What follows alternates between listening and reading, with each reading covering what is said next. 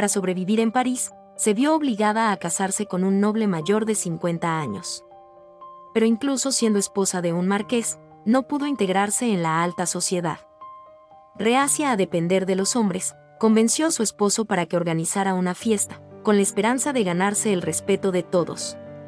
Sin embargo, todos los nobles se negaron a asistir.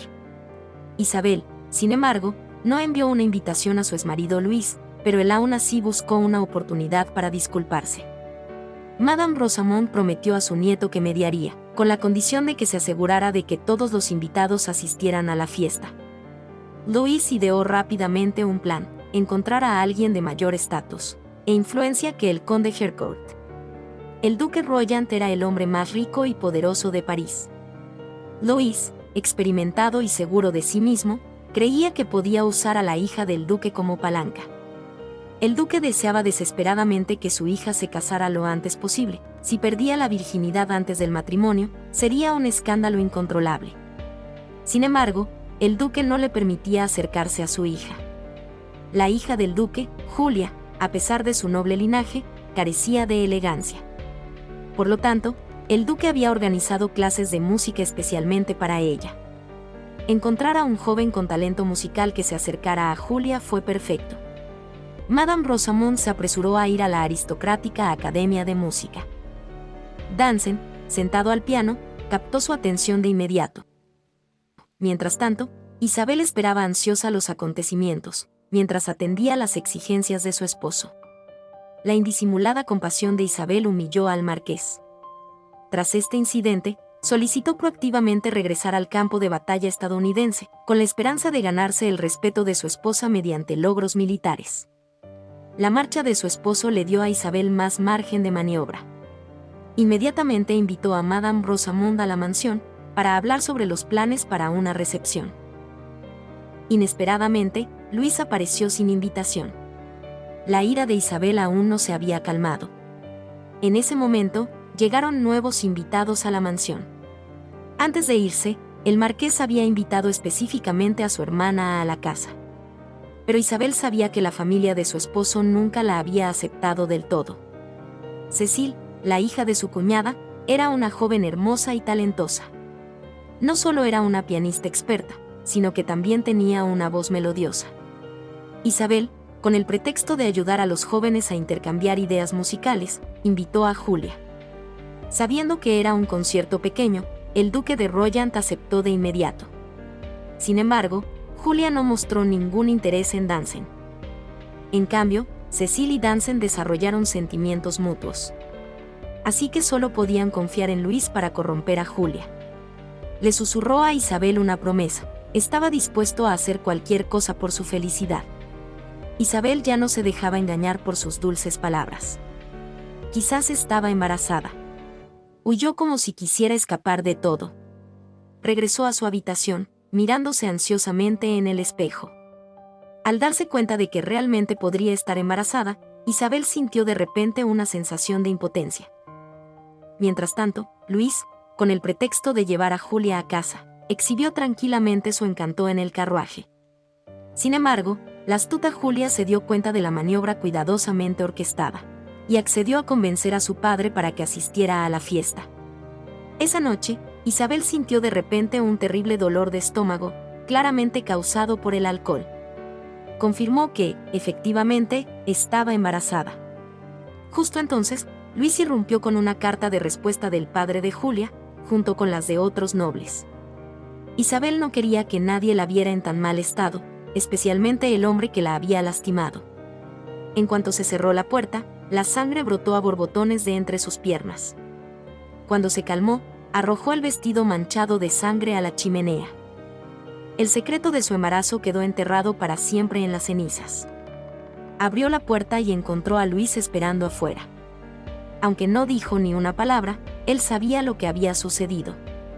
Pero esta escena fue presenciada por la hermana del marqués. Ambos regresaron a su habitación para hablar de la fiesta y de cómo abordar el plan de Harcourt.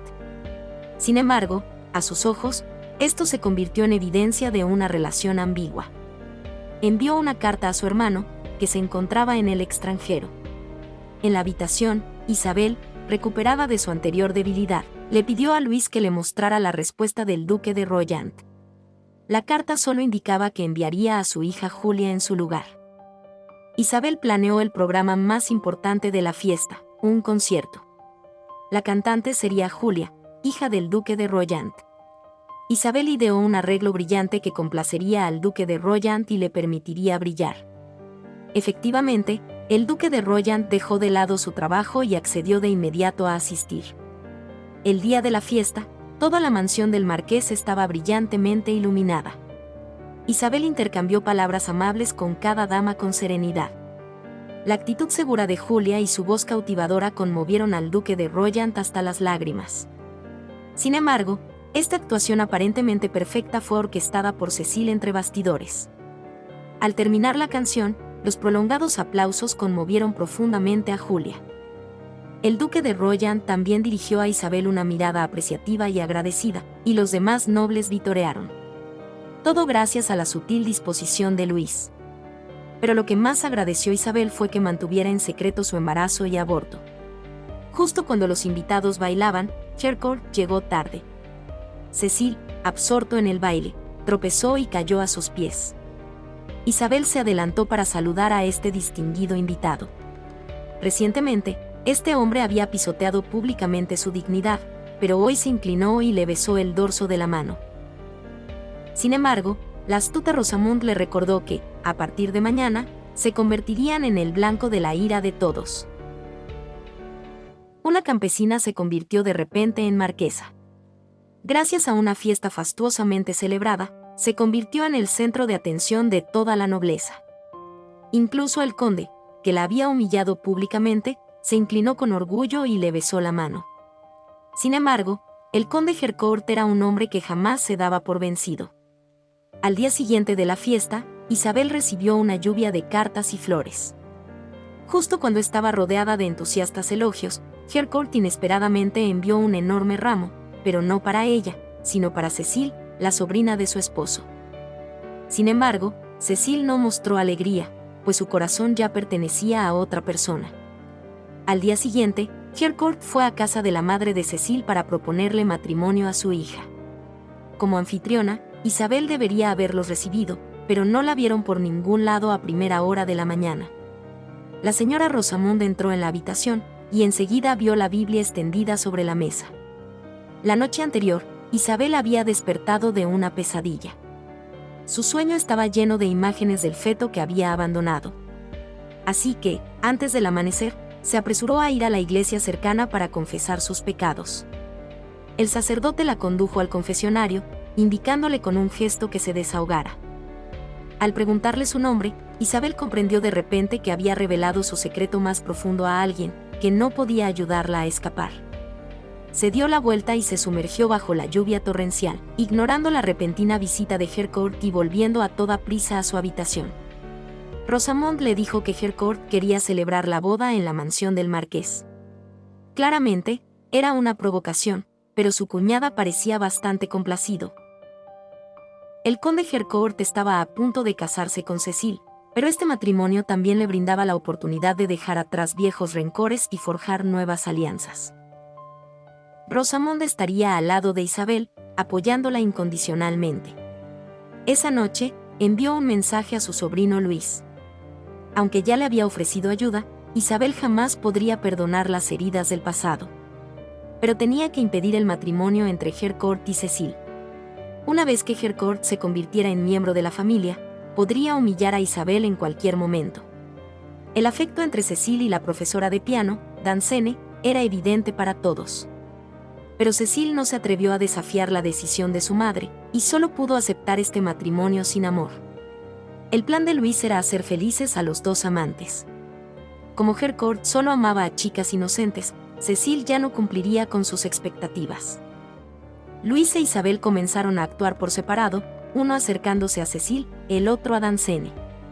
El amor es una semilla que necesita ser nutrida con palabras. De hecho, en pocos días, los sentimientos florecieron entre los dos jóvenes. En una noche tranquila, Isabel les creó una oportunidad, atrayendo a Danceny a la habitación de Cecil. Sin embargo, la timidez inherente de Danceny finalmente prevaleció. El viernes llegó pronto, y Madame Rosamond llegó temprano a la mansión del marqués.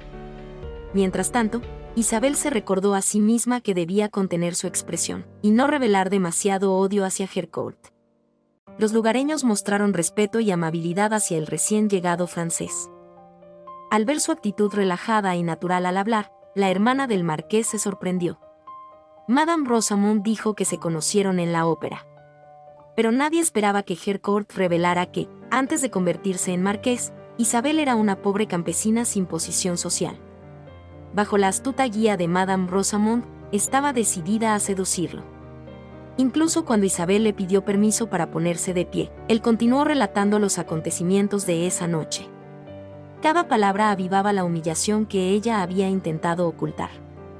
Justo cuando Isabel apretaba los puños, Danceny apareció de repente. Sin embargo, después de la cena, aún sentía un escalofrío que le recorría la espalda. En ese momento, Danceny, que se encontraba en la habitación, dejó de tocar el piano repentinamente. Tras mirar a Cecil, este salió corriendo sin mirar atrás. Era exactamente la reacción que Isabel esperaba. La señora Rosamond había pasado toda la tarde intentando persuadir a la madre de Cecil para que cancelara el compromiso. Solo cuando Harcourt sintiera realmente el dolor de la humillación, Isabel se sentiría satisfecha. Quería usar este miedo para consolidar su posición, y que todo París fuera testigo de la humillación de Harcourt. Louis, con el pretexto de ayudar a Danceny a recuperar la confianza, animó a Cecil a escribirle una carta. Sin embargo, la carta ya había sido entregada en la mansión del conde Harcourt. Para él, la carta era un insulto. No obstante, incluso si la carta se quemaba, los rumores y chismes continuarían. Inmediatamente escribió una carta declarando la cancelación del compromiso. Esta noticia deleitó enormemente a Cecil, parecía vislumbrar un futuro brillante con Danceny. Sin embargo, antes de que Isabel pudiera disfrutar plenamente de su victoria, una oscuridad aún mayor comenzó a apoderarse de ella, envolviéndola.